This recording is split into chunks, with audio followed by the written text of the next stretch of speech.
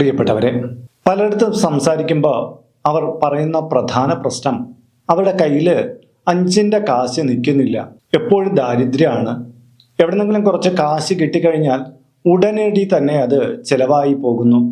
വേറെ എന്തെങ്കിലും കാര്യത്തിന് വേണ്ടിയിട്ട് കുറച്ച് കാശ് മാറ്റി വെച്ച് കഴിഞ്ഞു കഴിഞ്ഞാൽ അപ്പോൾ തന്നെ ഒരു ആവശ്യം വന്നു കൂടിയിട്ട് ആ കാശെല്ലാം പോകും. പിന്നീട് ആ കാര്യം നിറവേറ്റണമെങ്കിലോ എവിടെന്നെങ്കിലും കടം മേടിക്കേണ്ടി വരുന്ന അവസ്ഥ ഉണ്ടായി വരുന്നു. ഇങ്ങനെ സാമ്പത്തികപരമായിട്ട് പരാധീനതയിൽ പെട്ടിരിക്കുന്ന ചിലരെ കാണുമ്പോൾ മറ്റുള്ളവർ പറയുന്നത് ഇവർക്ക് പൈസ കയ്യിൽ നിൽക്കാത്തതൊന്നുമല്ല, ഇവർ ദൂർത്തടിച്ച് ചെലവാക്കുന്നത് കൊണ്ടാണ്, ഇവരുടെ ആഡംബരം കൊണ്ടാണ് ഇവർക്ക് ഇങ്ങനെ സംഭവിക്കുന്നത് എന്നൊക്കെ പറയും. നമുക്ക് പുറമേ നിന്ന് നോക്കുമ്പോൾ ചിലപ്പോൾ തോന്നും ഇവരുടെ ചില തെറ്റായ തീരുമാനങ്ങൾ ഇതിനൊരു കാരണമായേക്കാണ്. എന്നാൽ എല്ലാവരുടെയും കാര്യത്തിൽ അത് കറക്റ്റ് അല്ല കേട്ടോ. ഞാൻ കണ്ടിട്ടുണ്ട്, വളരെ കഷ്ടപ്പെട്ട് മിച്ചം പിടിക്കാൻ ശ്രമിച്ചിട്ടും ഒരുപാട് കാശിങ് നഷ്ടപ്പെട്ടു പോകുന്നവരുണ്ട്. എന്നാൽ ഇതിനൊരു മറുപുറമുണ്ട്. നാളെ വരാവുന്ന കാശിനെ മുൻകണ്ടിട്ട് ഇന്നേ കടം വാങ്ങിച്ച് ചെലവഴിക്കുന്ന ചില വ്യക്തികൾ, അവരുടെ കയ്യിൽ കാശ് വയ്ക്കാത്തത് അവരുടെ പിടിപ്പുകേട് തന്നെയാണ്. എന്നാൽ ഒരുപാട് നമ്മൾ ശ്രമിച്ചിട്ടും നമ്മുടെ കയ്യിൽ ബാധ്യതകൾ മാത്രമാണ് ബാക്കിയാവുന്നതെങ്കിൽ നമ്മൾ ഈ പറയുന്ന ചില കാര്യങ്ങളെ ശ്രദ്ധിക്കണം. കാരണം ഇത് വിശ്വാസപരമായിട്ടുള്ള കാര്യമാണ്. നമ്മുടെ കേരളത്തിലെ ഹൈന്ദവർ മാത്രമല്ല ഇത് വിശ്വസിക്കുന്നത് എന്നുകൂടി അറിയണം.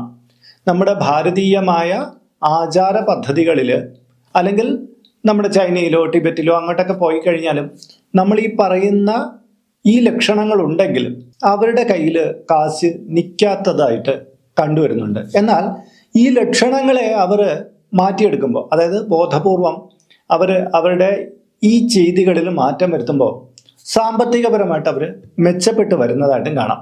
ആദ്യം നമ്മൾ ഇങ്ങനെയൊക്കെയുള്ള ലക്ഷണങ്ങളുണ്ടെങ്കിൽ അതിനെ മാറ്റിയെടുക്കണം. പിന്നെ നമുക്ക് സാമ്പത്തിക മേന്മയുണ്ടാക്കുന്ന 1-2 കാര്യങ്ങൾ കൂടി അവലംബിക്കണം. അപ്പോൾ അതേക്കുറിച്ചാണ് ഞാനിന്ന് പറഞ്ഞു തരുന്നത്. സാമ്പത്തികപരമായിട്ട് നിങ്ങളൊരു പ്രയാസത്തിലകപ്പെട്ടിരിക്കുകയാണെങ്കിൽ നിങ്ങൾ തീർച്ചയായിട്ടും ഈ വീഡിയോ കാണുക. കാര്യം ഇതിലെ ചില അറിവുകളെങ്കിലും നിങ്ങളെ ഒരു പുനർവിചിന്തനത്തിന് കാരണമാക്കുകയും നിങ്ങളുടെ ജീവിതത്തിൽ ഒരു വഴിവെളിച്ചം നൽകുകയും ചെയ്യും. അതെനിക്ക് ഉറപ്പായിട്ടുള്ള കാര്യമാണ്. നമസ്കാരം, ഞാൻ RJ അയ്യർ ഹരിചന്ദന മഠം.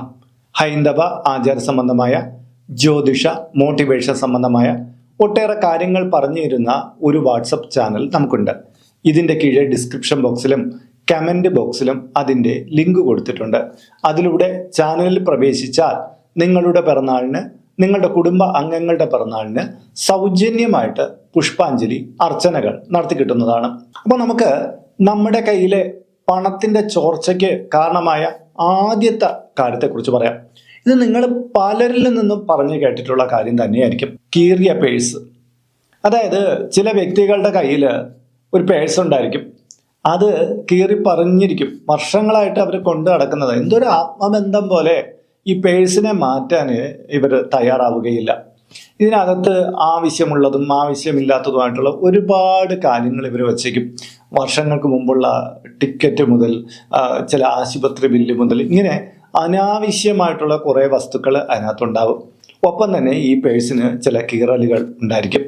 ഇങ്ങനെ ഒരു പേഴ്സ് നിങ്ങൾ സൂക്ഷിച്ച് വച്ചിരിക്കുകയാണെങ്കിൽ, പല കാര്യങ്ങളും ഇതിനോടകം ജീവിതത്തിൽ ഇവർ മാറ്റം വരുത്തിയിട്ടുണ്ടെങ്കിൽ ഇതൊന്നും ഇവർ മാറാൻ തയ്യാറായിട്ടില്ലെങ്കിൽ തീർച്ചയായിട്ടും ഇവർക്ക് ധനപരമായിട്ടുള്ള ബാധ്യത വരുന്നതായിട്ട് ഒരുപാട് പേരിൽ ഞാൻ കണ്ടിട്ടുണ്ട്. ഒരുപാട് പേരിൽ ധനക്ലേശം എന്ന് പറഞ്ഞ് നമ്മുടെ മുന്നിൽ ഇരിക്കുമ്പോൾ ഞാൻ പേഴ്സ് മുന്നിലോട്ട് വയ്ക്കാൻ പറയുമ്പോഴാണ് ഈ പേഴ്സിൻ്റെ ഒരു രൂപം നമ്മൾ കാണുന്നത്. അവർ തന്നെ അതിനെ ഒന്ന് തുറന്നു നോക്കുമ്പോൾ അയ്യോ എൻ്റെ പേഴ്സ് ഇങ്ങനെയായിരുന്നു എന്ന് അതിശയിക്കുന്നത്, ഒരുതരം നാണത്തോടെ ചിരിക്കുന്നത് കണ്ടിട്ടുണ്ട്. തീർച്ചയായിട്ടും ഇങ്ങനെ ഒരു പേഴ്സാണ് നിങ്ങൾ സൂക്ഷിക്കുന്നതെങ്കിൽ നിങ്ങൾക്ക് ധനക്ലേശം തീർച്ചയായിട്ടും ഉണ്ടായി വരാൻ സാധ്യത കൂടുതലാണ്. രണ്ടാമത്തത് ഹൈന്ദവ വിശ്വാസികളെ സംബന്ധിച്ചിടത്തുള്ള കാര്യമാണ്. കാരണം പഴകിയ എണ്ണ ഒഴിച്ച് നിലവിളക്ക് തെളിയിക്കുന്നത്. ചില വ്യക്തികളെ കാണാം, നിത്യേന നിലവിളക്ക് തെളിയിക്കുന്നുണ്ട്, നന്നായിട്ട് ഭക്തിയോടുകൂടി പ്രാർത്ഥിക്കുന്നുണ്ട്. പക്ഷെ ഇവർ വിളക്കിലെ തിരി മാറ്റും, എണ്ണ മാറ്റില്ല. പഴകിയ എണ്ണ തന്നെ ഇവർ നിരന്തരമായിട്ട് ഒഴിച്ച് തെളിയിച്ചുകൊണ്ടിരിക്കും. കാര്യം എന്താണ്? തലേ ദിവസം ഇവർ വിളക്ക് തെളിയിച്ചു, എണ്ണ ഒഴിച്ചു, പിറ്റേ ദിവസം നോക്കുമ്പോൾ അതിൽ കുറച്ച് എണ്ണ മിച്ചമുണ്ട്, ഇനി തിരി മാറ്റിയിട്ട് എണ്ണ ലാഭിക്കാമല്ലോ എന്നുള്ള രീതിയിലാണ് ഇവർ ചെയ്യാറുള്ളത്. തികച്ചും തെറ്റായിട്ടുള്ള കാര്യമാണ്. ഈ നിലവിളക്കിലെ എണ്ണ എന്ന് പറഞ്ഞാൽ, അത് അവശിഷ്ടം എന്ന് പറഞ്ഞാൽ അത് നിർമാല്യമായി മാറിയതാണ്. അത് ഉപയോഗിച്ച് വീണ്ടും നമ്മൾ വിളക്ക് തെളിയിക്കരുത്. ആ എണ്ണ നിങ്ങൾക്ക് വേണമെങ്കിൽ പുറംതിരി, വീട്ടിന് പുറത്ത് നമ്മൾ ഞെരിപ്പോട് പോലുള്ള കാര്യങ്ങൾ വെച്ച് തെളിയിക്കാറുണ്ടല്ലോ, അങ്ങനെ പുറംതിരി തെളിയിക്കാൻ പറ്റും. അതെല്ലാം നിങ്ങൾക്ക് അടുപ്പിൽ ഉപയോഗിക്കണമെങ്കിൽ അടുപ്പിൽ നിങ്ങൾക്ക് ഉപയോഗിക്കാൻ പറ്റും. പക്ഷെ ഒരിക്കലും തലേ ദിവസത്തെ എണ്ണ നിങ്ങൾ പിറ്റേ ദിവസത്തേക്ക് ഉപയോഗിക്കരുത്. നിങ്ങൾ ആവശ്യമുള്ള എണ്ണ ഒഴിച്ചാൽ മതി, കൂടുതലായിട്ട് എണ്ണ ഒഴിക്കേണ്ട. എന്തിനാ അനാവശ്യമായിട്ട് എണ്ണ ഒഴിച്ചിട്ടില്ല മിച്ചം വരുന്നത്? നിങ്ങൾക്കൊരു 20 മിനിറ്റ് മുതൽ അരമണിക്കൂർ, നിങ്ങളുടെ എത്ര നേരമാണോ അത് വച്ചേക്കുന്ന ആ ഒരു ടൈമിലത്തേക്ക് മാത്രമുള്ള ഒരു അളവ് 1-2 ദിവസം ഒഴിച്ചു നോക്കുമ്പോൾ നിങ്ങൾക്ക് മനസ്സിലാക്കാൻ പറ്റും ഇത്ര എണ്ണ മതി എന്നുള്ളത്. ആ രീതിയിൽ ഒഴിച്ചാൽ മതി. അല്ലാതെ നിങ്ങൾ ഒഴിച്ചു വച്ചിട്ടാണ് ഇത്തരം ഒരു അവസ്ഥ ഉണ്ടാകുന്നത്. ഇത് ധനക്ലേശത്തിന് പ്രധാന കാരണമാണ്. മൂന്നാമത്തെ കാര്യം, തുള വീണ നോട്ട് കൈവശം വച്ചിരിക്കുന്നത് എന്നുള്ളതാണ്. നമ്മുടെ കയ്യിൽ ചിലപ്പോൾ ചില നോട്ടുകൾ ഇരുന്ന് കീറിപ്പോവാം, ചില തുളകൾ അതിൽ വീണേക്കാം, അല്ലെങ്കിൽ നരച്ചിരിക്കാം, ചിലപ്പോൾ അത് കുറേ ഡാമേജ് ആയിരിക്കാം. ഇങ്ങനെ നോട്ടുകളിൽ സംഭവിക്കുക സ്വാഭാവികമായിട്ടുള്ള കാര്യമാണ്.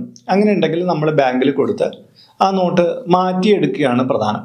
എന്നാൽ ചിലർ ഇതൊന്നും ശ്രദ്ധിക്കാതെ അലമാരയുടെ ഏതെങ്കിലും ഭാഗത്ത് ഈ നോട്ടിനെ കൊണ്ടിരിക്കും, പേഴ്സിനകത്ത് വെച്ചേക്കും, ബാഗിനകത്ത് വെച്ചേക്കും. അതവിടെ ഇരിക്കും, പിന്നെ അത് പ്രയോജനമില്ല. ആർക്കെങ്കിലും കൊടുത്തു കഴിഞ്ഞാൽ അവരെടുക്കില്ല. ഈ നോട്ട് ഇവർ ചുമന്നുകൊണ്ട് കിടക്കുന്നിടത്തോളം ഇവർക്ക് ദാരിദ്ര്യം കൂടിക്കൊണ്ടേയിരിക്കുള്ളൂ. ഇവർക്ക് 1-ന് 2 എന്നുള്ള രീതിയിൽ ചെലവ് വർദ്ധിച്ചുകൊണ്ടേയിരിക്കുള്ളൂ. നിങ്ങൾ ശ്രദ്ധിച്ചു നോക്കിക്കോളൂ. ഈ നോട്ടുകൾ, ഇങ്ങനെ ഇരിക്കുന്ന നോട്ടുകൾ നിങ്ങളുടെ കയ്യിലുണ്ടെങ്കിൽ അതൊന്ന് മാറ്റിക്കഴിഞ്ഞതിന് ശേഷം നിങ്ങളുടെ ജീവിതത്തിൽ വലിയൊരു അഭിവൃദ്ധി ഉണ്ടായി വരുന്നതാണ്. ഇത് നിങ്ങൾ ശ്രദ്ധിച്ച് മനസ്സിലാക്കേണ്ടുന്ന കാര്യമാണ്.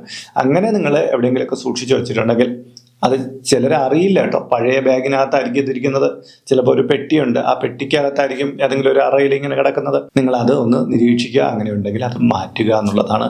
നാലാമത്തെ കാര്യം, സന്ധ്യാസമയത്ത് കിടന്നുറങ്ങുക എന്നുള്ളതാണ്. പണ്ട് മുതലേ അമ്മമാര് പറയും സന്ധ്യാസമയത്ത് കിടന്നുറങ്ങരുതേ, മൂധേവി വാസം ഉണ്ടാവും, ബാധ്യതകളുണ്ടാവും, കടം കയറും. ഇന്നത്തെ കുട്ടിയൊക്കെ ഒന്നും അറിയില്ല. ചിലപ്പോൾ അവർ രാവിലെ എഴുന്നേറ്റ് ക്ലാസ്സിനൊക്കെ പോയിട്ട് വന്നതായിരിക്കും. വൈകുന്നേരം വന്നിട്ട് കുറച്ച് നേരം ഉറങ്ങിക്കളയാം എന്ന് വിചാരിച്ചൊരു 5:30-ക്കോ മറ്റോ കിടന്നിട്ട് 7-8 മണി വരെ ഒരേ കിടപ്പായിരിക്കും. അച്ഛനമ്മമാരും അതിനെ വിലക്കാൻ പോലും. കുട്ടി കുറച്ച് ടയർഡല്ലേ, അതുകൊണ്ട് കുട്ടി കിടന്നോട്ടെ എന്നാണ് വിചാരിക്കുന്നത്. ഇതുപോലെ മുതിർന്നവർ ഈ സന്ധ്യാസമയം നോക്കി കിടന്നുറങ്ങുന്ന ഒരു ശീലമുണ്ട്. നിങ്ങൾ മനസ്സിലാക്കേണ്ടത്, സന്ധ്യാസമയത്താണ് നിങ്ങളുടെ വീട്ടിൽ ഒരാൾ കിടന്നു ഉറങ്ങുന്നതെങ്കിൽ, ഇനിയിപ്പോൾ ഒരു ശയ്യാവലംബിയായിട്ടുള്ള ബെഡ് റിഡൻ ആയിട്ടുള്ള ഒരാൾ കിടക്കുന്ന കാര്യമില്ല പറയുന്നത്, അത് അദ്ദേഹത്തിൻ്റെ ഒരു അവസ്ഥയാണ്. എന്നാൽ അല്ലാതെ ഒരാൾ, ആരോഗ്യമുള്ള ഒരാൾ ആ സമയത്ത് വന്ന് കിടന്ന് ഉറങ്ങുന്നതെങ്കിൽ, അത് തുടർച്ചയായിട്ടുള്ള ദിവസങ്ങൾ ഉറങ്ങുകയാണെങ്കിൽ, ഇവിടെ എത്ര രൂപ ആ വീട്ടിലുണ്ട്, അവരെത്ര പണക്കാരനാണെന്ന് വെച്ചോളൂ, പതിയെ പതിയെ ധനമെല്ലാം നശിച്ച് അവസാനം ധനപരമായിട്ട് വലിയ ക്ലേശത്തിലേക്ക് ഇവർ ചെന്നുപെടുന്നത് കാണാം. കാര്യം മഹാലക്ഷ്മിയുടെ സമയത്ത്, ലക്ഷ്മി പ്രാർത്ഥനകൾ നടത്തേണ്ട സമയത്ത് കിടന്നുറങ്ങുന്നത്, അത് നിങ്ങളുടെ പ്രിയപ്പെട്ടവരായാലും ശരി, നിങ്ങൾ ആ ശീലത്തിൽ നിന്ന് അവരെ പിന്തിരിപ്പിച്ചില്ലെങ്കിൽ ഒരുപാട് പ്രയാസങ്ങൾ പിൽക്കാലത്ത് വന്നുകൂടും. ഇപ്പോഴും നമ്മുടെ ഉള്ളിലെ അഹങ്കാരബോധം കൊണ്ടോ അറിവില്ലായ്മ കൊണ്ടോ നമ്മൾ ചെയ്യുന്ന ഒരു കാര്യമായിരിക്കും നാളെ പ്രയാസങ്ങൾക്ക് കാരണമാക്കും. ചിലർ പറയും ഞങ്ങൾ ഡ്യൂട്ടിക്ക് പോയിട്ട് വന്നിട്ട് കിടന്നുറങ്ങാൻ ഇച്ചിരി സമയം കിട്ടുന്നുള്ളൂ, ഈ ടൈമിലാണ് കിടന്നുറങ്ങുന്നത്. എന്തായാലും സന്ധ്യാസമയത്തുള്ള അരമണിക്കൂർ നിങ്ങൾ ഉറങ്ങാതിരുന്ന അതിൻ്റെ പുണ്യം നിങ്ങൾക്കാണ് എന്നേ പറയേണ്ടതുള്ളൂ. അഞ്ചാമത്തെ കാര്യത്തിലേക്ക് കടക്കുന്നതിന് മുമ്പ് ഇതിൻ്റെ കീഴെ കമൻറ്റ് ബോക്സിൽ നിങ്ങളുടെ പേര്, നിങ്ങളുടെ വയസ്സ്, നിങ്ങളുടെ നക്ഷത്രം ഇവ രേഖപ്പെടുത്തിയാൽ ഇവിടെ നടക്കുന്ന പൂജാ പ്രാർത്ഥനകളിൽ നിങ്ങളെ ഉൾക്കൊള്ളിക്കാൻ പറ്റുന്നതാണ്. 1 മാസത്തേക്കായിരിക്കും ഇപ്രകാരം ചെയ്യുന്നത്. കൂടുതലായിട്ട് വേണമെന്നുള്ളവർ ഇനി തൊട്ട് ഇതിൽ അപ്ലോഡ് ചെയ്യുന്ന എല്ലാ വീഡിയോകളുടെ കീഴെ നിങ്ങളുടെ ഡീറ്റെയിൽസ് ഇങ്ങനെ കൊടുത്താൽ മതിയാകും. അതിനായിട്ട് ഇതുവരെയ്ക്ക് ഈ ചാനൽ നിങ്ങൾ സബ്സ്ക്രൈബ് ചെയ്തിട്ടില്ലെങ്കിൽ അത് ചെയ്യുക. ഒപ്പം തന്നെ ഈ വീഡിയോ ലൈക്ക് ചെയ്യുക. അഞ്ചാമത്തെ കാര്യം, അനർഹർക്ക് കടം കൊടുക്കുക എന്നുള്ളത്. ചില വ്യക്തികളുണ്ട്, ആരെങ്കിലും എന്തെങ്കിലും ചോദിച്ചു കഴിഞ്ഞാൽ അപ്പോൾ ധനം എടുത്തു കൊടുക്കുന്ന ഒരു ശീലം. ഇത് പലപ്പോഴും ഇവർക്ക് തിരികെ കിട്ടില്ല. ഒരു ആളെ ആപത്തിൽ സഹായിക്കാൻ വേണ്ടിയിട്ട് നിങ്ങൾ കുറച്ച് സഹായം എന്നുള്ള നിലയ്ക്ക് ധനം കൊടുക്കുന്നതിൽ ഇവിടെ തെറ്റൊന്നും പറയില്ല. മനുഷ്യർ പരസ്പരം സഹകരിച്ച് തന്നെ ജീവിക്കണം. എന്നാൽ ഒരു വ്യക്തിയുണ്ട്, നിരന്തരം കടം മേടിക്കും, പക്ഷെ തിരികെ കൊണ്ടുവരില്ല. വീണ്ടും കടം ചോദിക്കും, പക്ഷെ ഇയാൾക്ക് തിരികെ തരുന്ന ശീലമില്ല. നിങ്ങൾ ഇങ്ങനെ ഒരു വ്യക്തിക്കാണ് കടം കൊടുക്കാൻ നിൽക്കുന്നതെങ്കിൽ നിങ്ങളുടെ ധനഗുണം അവിടെ നഷ്ടപ്പെട്ടു തുടങ്ങുകയാണ്. അതായത് ധനച്ചോർച്ച നിങ്ങൾക്ക് അവിടെ ഉണ്ടാവുകയാണ്. മാത്രമല്ല, ഊരും പേരും അറിഞ്ഞുകൂടാത്ത ചില പാർട്ടിക്കാരൊക്കെ വന്നിട്ട് വെറുതെ ധനം ചോദിച്ചു കൊണ്ടുവരും. അപ്പോഴെല്ലാം ചിലപ്പം ചാരിറ്റിയുടെ പേരിൽ തട്ടിപ്പുമായിട്ട് വരുന്ന ചില ആൾക്കാരുണ്ട്. അവർക്കൊക്കെ വെറുതെ നിങ്ങളിങ്ങനെ പണം കൊടുക്കാൻ നിന്ന് കഴിഞ്ഞാൽ അനർഹമാണത്. അർഹതയല്ലാതെ തട്ടിച്ചു കൊണ്ടുപോവുകയാണ് നിങ്ങൾക്ക്. ഇത് തുടരുകയും നിങ്ങളുടെ ധനം ചോരണം ചെയ്യുക, മോഷണം ആയി പോവുക എന്ന് പറയും. ആ രീതിയിൽ അത് നഷ്ടപ്പെട്ടു പോകാനുള്ള സാധ്യത കൂടുതലാണ്. ആറാമത്തെ കാര്യം, നാണയങ്ങൾ ചിതറിക്കിടക്കുക എന്നുള്ളത്. അതായത് ധനത്തെ ലക്ഷ്മിയായിട്ടാണ് കണക്കാക്കുന്നത്. അതുകൊണ്ട് തന്നെ നമ്മുടെ കൈവശത്തുള്ള ഓരോ മണി അതും വളരെയധികം ശ്രദ്ധയോടുകൂടി ചെയ്യുക. ചിലരാട്ടെ എവിടെയെങ്കിലുമൊക്കെ പുറത്തേക്കൊക്കെ പോയിട്ട് വന്നിട്ട് അവരുടെ വസ്ത്രമൊക്കെ ഊരി മാറ്റി ഇടുമ്പോഴൊക്കെ നാണയങ്ങളൊക്കെ നിലത്ത് തൂവിപ്പോകാറുണ്ട്. അപ്പോൾ ഒന്നോ രണ്ടോ നാണയമൊക്കെ ചിലപ്പോൾ തിരികെ എടുത്ത് വയ്ക്കുമെങ്കിലും കട്ടിലിനടിയിലോട്ടോ മേശയുടെ അടിയിലോട്ടൊക്കെ ഉരുണ്ടുപോയ നാണയങ്ങളെ അവരങ്ങ് വിട്ടുകളയും. അത് നിലത്ത് പലയിടത്തായിട്ട് ഇങ്ങനെ ചിതറിക്കിടക്കും.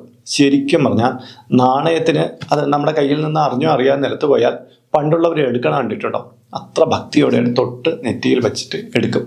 എന്നാൽ ഇത് അറിഞ്ഞുകൂടാത്ത പലരും നിലത്ത് അതിട്ടൊക്കെ അത് പൊടിയിലും മറ്റുമൊക്കെ ഇങ്ങനെ അടിഞ്ഞ് കിടക്കും. അത് 1 രൂപയാവട്ടെ 2 രൂപയാവട്ടെ, നിങ്ങളിങ്ങനെ നാണയങ്ങളെ നിലത്ത് ചിതറിച്ചിട്ട് കഴിഞ്ഞാൽ നിങ്ങൾക്ക് ധനപരമായിട്ടുള്ള ബാധ്യത ഒട്ടേറെ ഉണ്ടായി വരും. ഇതും ശ്രദ്ധിക്കേണ്ടതാണ്. ഏഴാമത്തെ കാര്യം, രാത്രിയിൽ കാല് നനയ്ക്കാതെ കിടക്കുക എന്നുള്ളതാണ്. ഇത് പലർക്കും അറിയാത്ത ഒരു കാര്യമാണ് കേട്ടോ.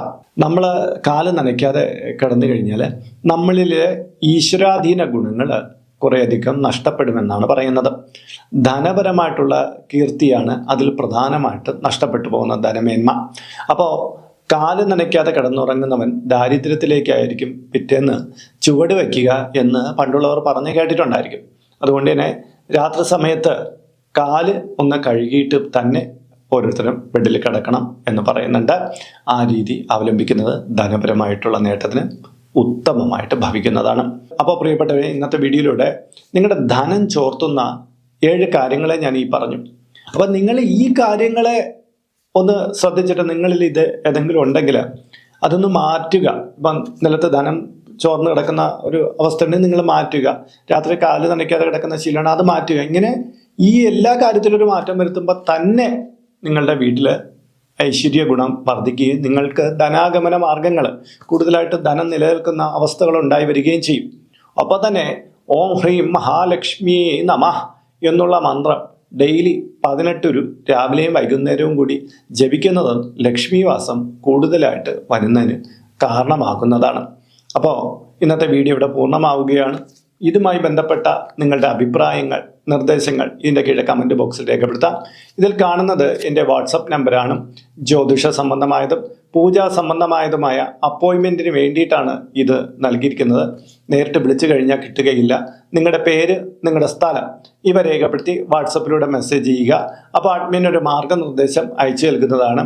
ആ മാർഗനിർദ്ദേശം അനുസരിച്ച് അപ്പോയിൻമെൻ്റ് എടുത്തിട്ട് വിളിക്കാവുന്നതാണ്. ഇപ്പോൾ യൂട്യൂബിൽ ഒരു സ്റ്റോർ നമ്മൾ ആരംഭിച്ചിട്ടുണ്ട്. നിങ്ങൾക്ക് ആവശ്യമുള്ള പൂജാ സാധനങ്ങൾ മേടിക്കാൻ വേണ്ടിയിട്ടുള്ള ഒരു സ്റ്റോറാണിത്. കുറേ സാധനങ്ങൾ ലിസ്റ്റ് ചെയ്തിട്ടുണ്ട്. നിങ്ങളുടെ ആവശ്യത്തിന് വേണ്ടുന്ന കാര്യങ്ങൾ നിങ്ങൾ നോക്കിയിട്ട് നിങ്ങൾക്ക് ആ തുകയ്ക്ക് മേടിക്കാൻ ഇത് ഗുണകരമാണോ എന്നൊക്കെ ഒന്ന് സെർച്ച് ചെയ്തിട്ട് വേണമെങ്കിൽ ഇത് നിങ്ങൾക്ക് പർച്ചേസ് ചെയ്യാവുന്നതാണ്. ഈ രീതിയിലാണ് മൊബൈൽ ഫോണിൽ കാണപ്പെടുക. കണ്ടില്ലേ, ഇങ്ങനെ നമുക്ക് സ്റ്റോർ നോക്കിയിട്ട് നമുക്കതിൽ പ്രവേശിക്കാം. ഇതിൽ കുറേ കാര്യങ്ങൾ ലിസ്റ്റ് ചെയ്തിട്ടുണ്ട്. പുതുതായിട്ട് ചില കാര്യങ്ങൾ ഉടനെ ആഡ് ചെയ്യുന്നതാണ്. ഈ രീതിയിലാണ് നമ്മൾ കമ്പ്യൂട്ടറിലൂടെ ലാപ്ടോപ്പിലൂടെയൊക്കെ നോക്കുമ്പോൾ കാണപ്പെടുന്നത്. ഈ രീതിയിൽ നിങ്ങൾക്ക് എടുക്കാവുന്നതാണ്. മൊബൈൽ ഫോൺ വഴിക്കും കമ്പ്യൂട്ടർ വഴിക്കും നിങ്ങൾക്കത് ചെയ്യാവുന്നതാണ്. അപ്പോൾ മറ്റൊരു വിശേഷമായിട്ട് വീണ്ടും കണ്ടുമുട്ടും വരെ എല്ലാവർക്കും നമസ്കാരം. നിങ്ങളുടെ സ്വന്തം RJ അയ്യർ ഹരിചന്ദന മഠം.